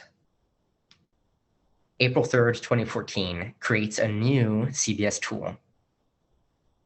And he says, the idea came to me from the combined need for a functional away toward dichotomy and the need for keeping the dichotomy open to a variety of sources of influence. And he includes a YouTube video with this new tool, and check it out. This is the tool that Matt Villatt creates on this post in 2014. It's basically the matrix, but the vertical line is values, like you're moving in a direction, that's time. And over time, you're trying to achieve your values. And then the horizontal line is wanting more of something or wanting less of something. In other words, avoidance and approach behaviors. The top half of the diagram is mental experiencing. The bottom half is external experiencing. So basically just flipped from the matrix. Russ Harris really enjoys this diagram and he starts to run with it. And he creates a version, which I don't have a picture of here, but it is included in the materials. But he adds on the bullseye onto this diagram. So it's got circles on it. Well, in any case, no one's ever heard of this tool except for this discussion. Like Matt Vilat created it. It was in a YouTube video. Russ Harris liked it, but nobody, as far as I know, nobody ever used it. Nobody ever talked about it ever again after that point. And in 2017, Russ Harris creates the choice point version 2.0. And he creates a host of PDF files about the choice point. And then eventually he writes Act Made Simple version volume 2, or the second edition, which is heavily choice point centric. So what we can see here is if these discussions had gone just like a little bit differently, Russ Harris might have been using the ACT matrix this entire time. And if these discussions had gone just a little bit differently, the matrix might be the most popular tool in the world right now. Like if Russ Harris had really run with the matrix and written the books, you know, all his books on the matrix and everything, everyone would be using the matrix right now. Instead, obviously he ran with the choice point. So he abandoned that new CBS tool, he went with the choice point, and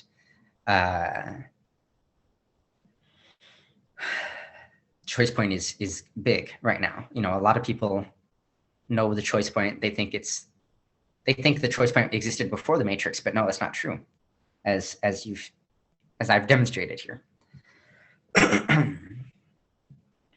So, how do we reconcile these things now?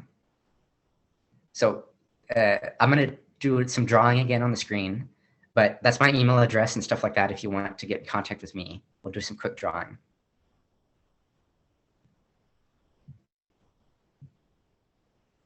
What are thoughts on all of this? Is this interesting to you as much as it's interesting to me? Because I was fascinated by these discussions. Yeah, pretty much how this have evolved, right? How everything starts and all the discussions behind is quite interesting also to know. I have a question. Mm-hmm. In your opinion, what's the main problem you see in choice point? Say that again.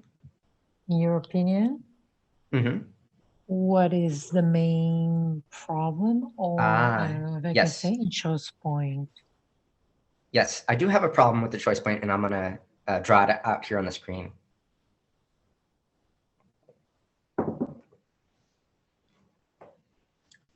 So I don't have a documented citation for this, but I think Kevin Polk had just said it during his trainings verbally.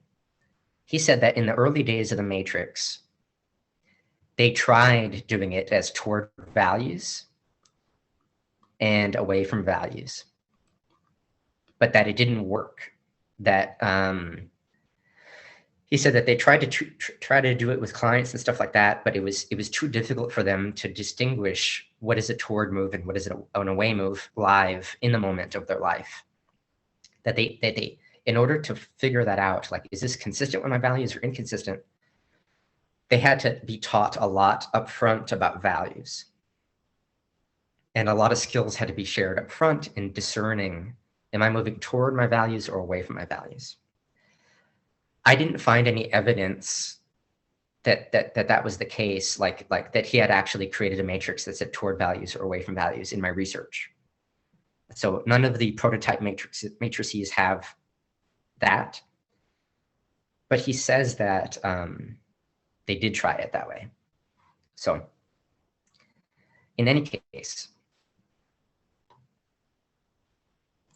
let's say, actually, let me start this over and erase this one here.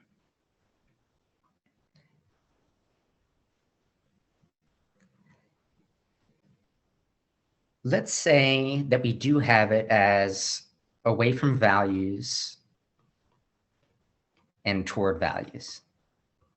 Let's say we built a matrix to look like that. And then we have a person here. It's really difficult for them to distinguish in real time these decisions that they're making. So in other words, they had a hard time finding the choice point without further instruction. Hang on, I'm looking at my notes here. I'm getting backed up. Once they changed, Kevin says, once they changed the horizontal line to away from inner experience that is uncomfortable, and away from that and toward who and what is important, clients started to move. They started to get it. So let's see. The matrix's main method of promoting behavior change is through awareness of what it feels like, the difference between how it feels to move away from something that is aversive and toward something that is appetitive. So you can imagine somebody that you never, like, actually, an old friend. Like, imagine that the pandemic is over and everybody's totally free. There's no more danger of getting sick. And you get to go out again and you can hug all the people that you've been missing over the past year. You can be with all your friends and go out and eat and do all these things. Notice how that feels to do that. And that would be over here, that sensation. And then you could say, imagine the pandemic gets worse. Imagine that the virus mutates and then there's a super strong strain that is killing everybody, within 3 days. And anything you touch could have the virus on it. Every air you breathe could have the virus on it. Imagine how that might feel for you. And that sensation is over here. So the matrix is training the discrimination between these two sensations or ways of feeling. And then by training this discrimination, it allows you then to think about what is governing my behavior right now. Am I being governed by wanting to get away from something, or am I being governed by wanting to move towards something? So this occurs during the action, like during an experience rather than before the experience. The choice point, it's asking you to stop before you start making any action and to choose, which is very hard because we don't stop before we do something, right? We don't always stop and think before we do something. Instead, we are much better able to catch ourselves when we've started doing something already, catch ourselves and think, oh, wait a second. And then we can think, how is this working for me? Okay. So through repeated use of the matrix, you're basically building awareness of, I'll keep doing that. Through repeated use of the matrix, you keep building like increased awareness of all the different parts of your life, the stuff that's important to you, the stuff that gets in the way, the behaviors that you engage in on the outside that might be toward moves or away moves. And then you keep expanding the awareness until you're at this point where you can kind of just see yourself in motion and then make any decision that you would like to make. Okay, so my problem with the choice point, or a risk of using the choice point,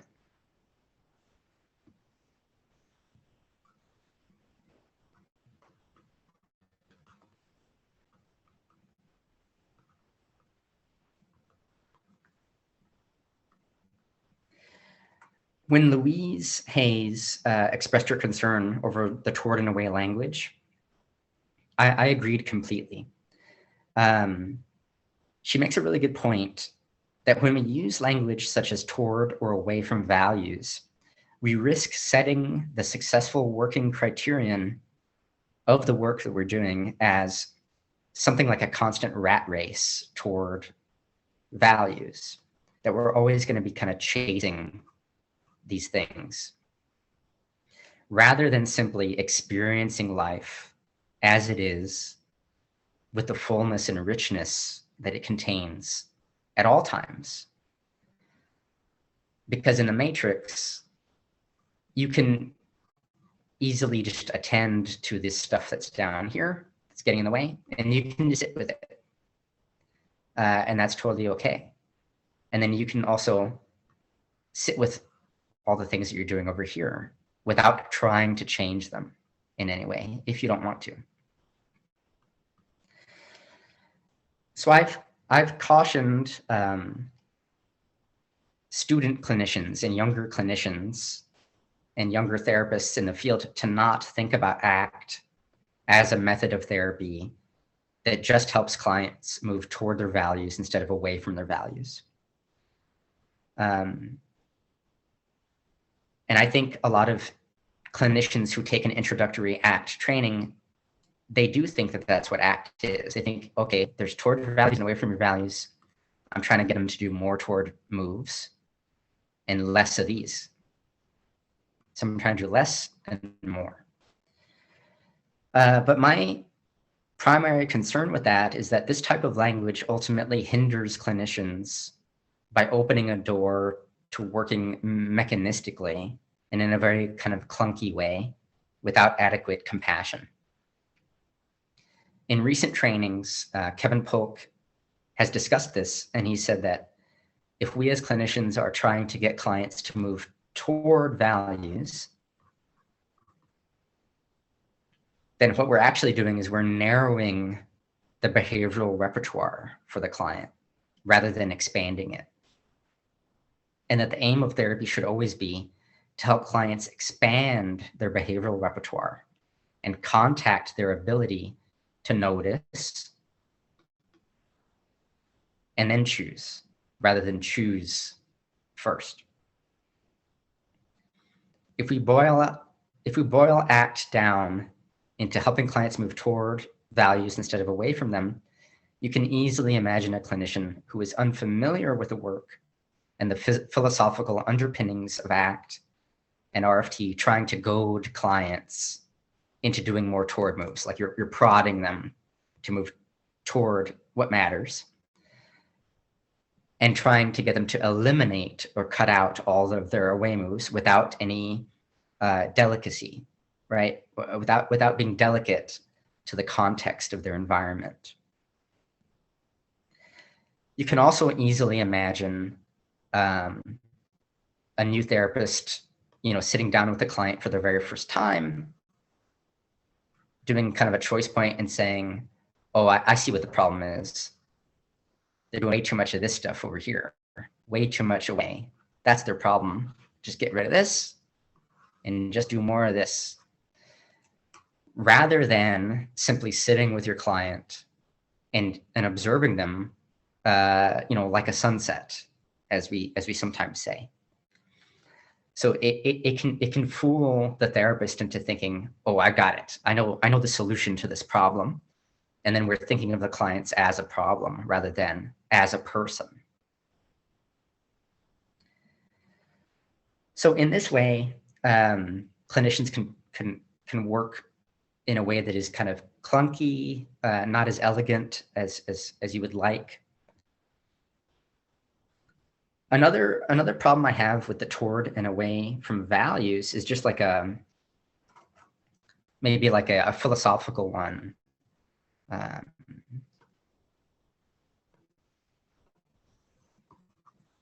Let's do away from values.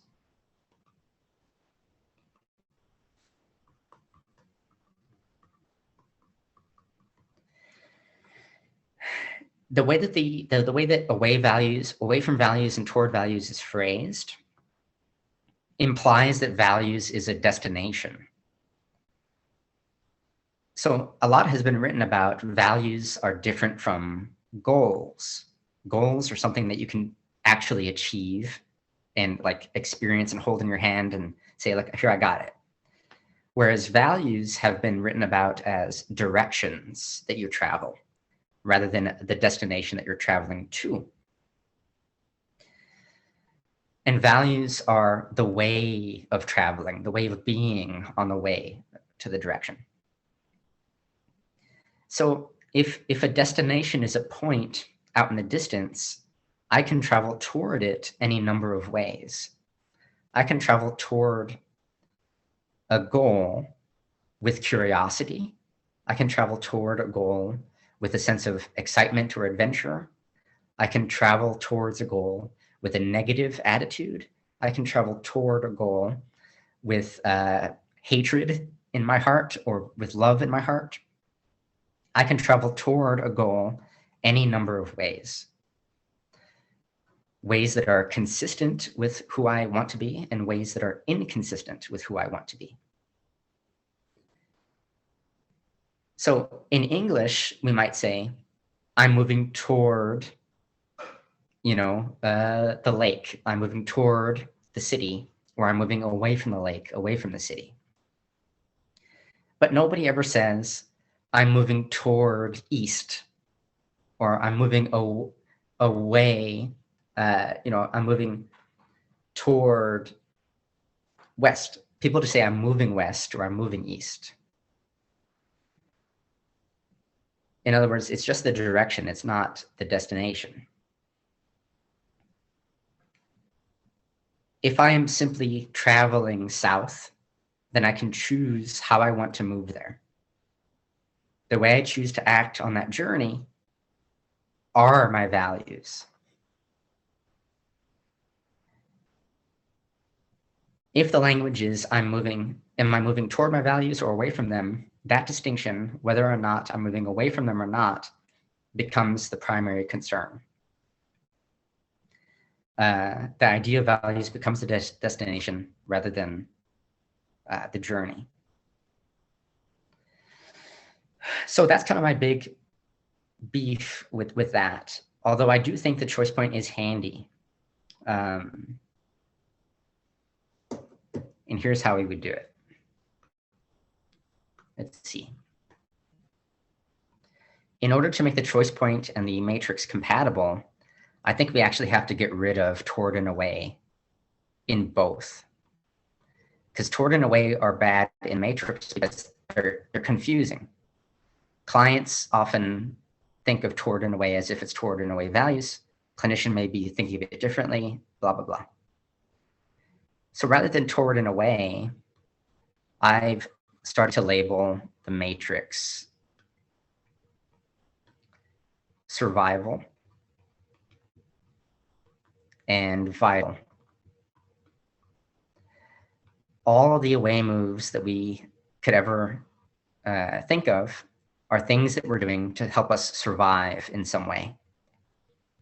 Or they've historically helped us survive. Or they've evolved to help us survive. All of the toward moves that we engage in are things that help us live a more vital and meaningful life. So we take away toward and away on the matrix, and then we take away toward and away on the choice point, because there are things that we can do for survival that work for us or against us. So rather than putting toward and away on the choice point, I might just put the specific way of being, like genuineness or generosity or curiosity or any kind of value word. I might say, like, is this consistent with your values, or consistent with this particular behavior, like communicating empathically? Or is it, the opposite of that, communicating without compassion? So I would reduce the behavior and I would do a choice point that way. So it's specific behaviors on either end, and then you can do a choice point on both sides of the matrix. But again, you put specific behaviors on each one. One behavior perhaps is more consistent with your values, another behavior is a little bit less consistent with your values. And that's how I reconcile the two if I were to use both at the same time. But I tend to just use the matrix. So everything is a survival move, totally makes sense. Of course, you're going to do it. It helps you survive. It helped you when you were 8 years old survive. It helped you when you were 3 years old survive. But maybe it's not helping you survive anymore. And then things that make your life vital or meaningful. And then we have me there at the center. Whew. Okay, so that's a lot of stuff, and I apologize. I'm running out of steam. Somebody had asked me.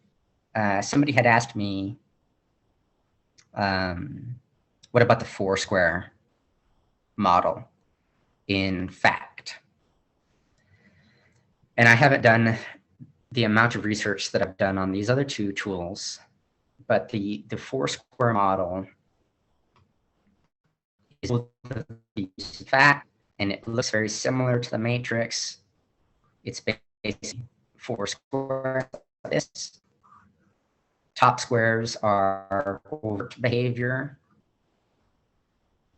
Bottom squares are covert behavior. And then we have unworkable and then workable.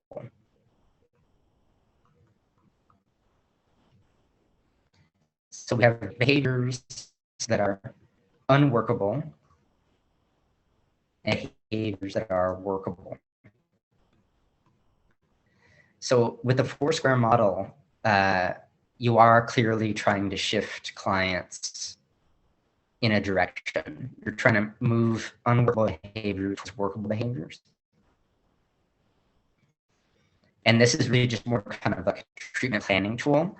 I'm not sure if people do it with clients, like as an activity, the same way that the choice point and the matrix are done, like as activities that you do with clients. I think it's more just like, you know, assessing the workability of specific behaviors, like where does it fit? Is there a way that we can make this behavior a little bit more workable? So this kind of stuff is in the matrix within the, you know, within the thing. You do workability up at the top. There was somebody who was going to join named Aaron, who was going to talk to us a little bit more about the Foursquare model.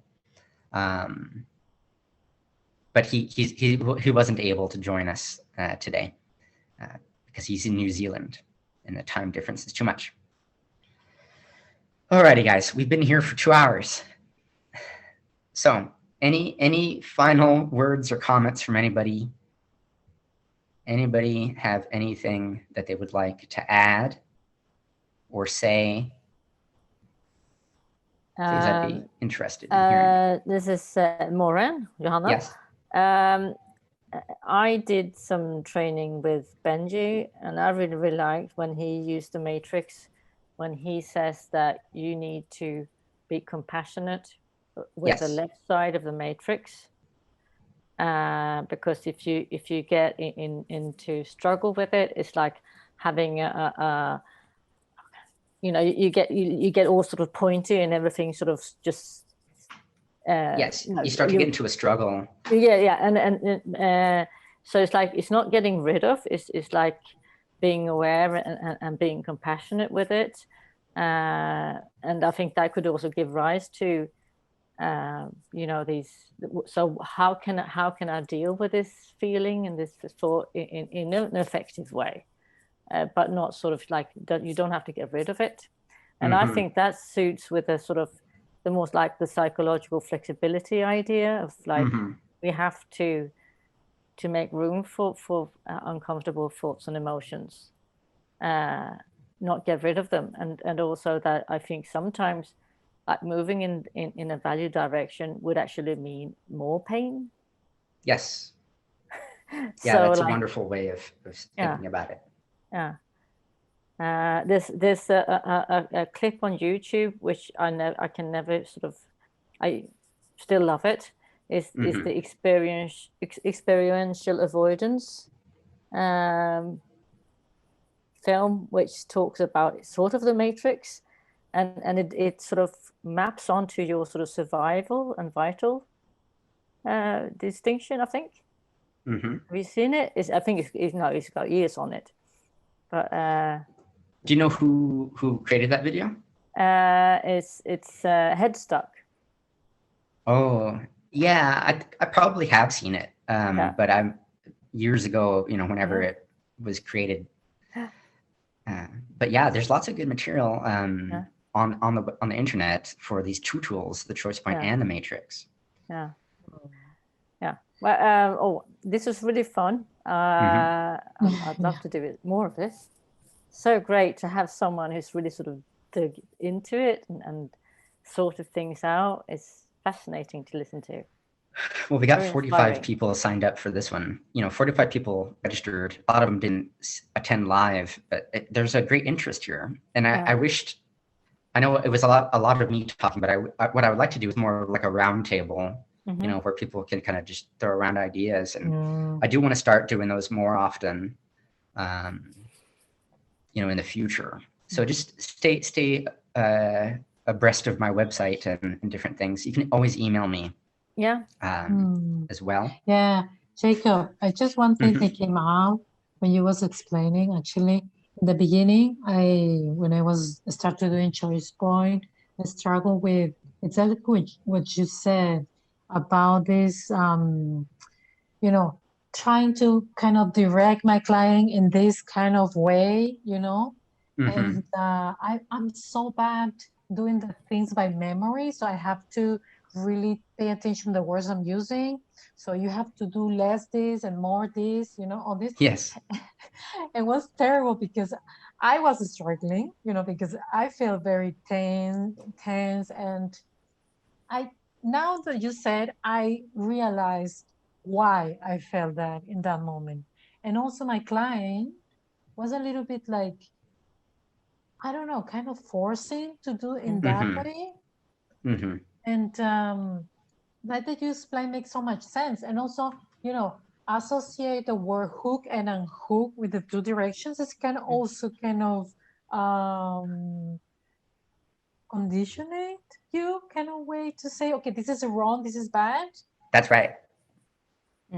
So yeah, and matrix have more like, I can see it now, the difference. So thank you so much. And I do think the traditional matrix does have some of those same problems if you use toward in a way, but if you use survival and vital, it kind of dissolves that completely. So I'm going to email everybody the link to the Google Drive with all the materials, including all those historical records that I've dug up. And you can look through those at your own time. I appreciate everybody here, and so you can expect an email from me shortly. Okay. Thanks. Thank you very much. Thank y'all. Take care, everybody. Why don't we wrap up here? Bye. Thanks.